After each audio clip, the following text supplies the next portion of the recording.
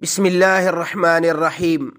میرے محترم سامعین، آج جو میں آپ کی خدمت میں شرعی مسئلہ ذکر کروں گا اس کا عنوان ہے امام اور مقتدی تکبیر تحریمہ کب کہیں۔ میرے محترم سامعین، اس شرعی مسئلہ کا جواب خوب توجہ سے سماعت فرما لیجیے۔ تکبیر تحریمہ اتنی آواز سے کہی جائے کہ اپنے آپ کو سنائی دے۔ امام کو چاہیے کہ تکبیر کو زیادہ لمبا نہ کھینچے، اور مقتدیوں کو چاہیے کہ امام کے تکبیر شروع کرنے کے بعد تکبیر شروع کریں اور ختم ہونے کے بعد ختم کریں۔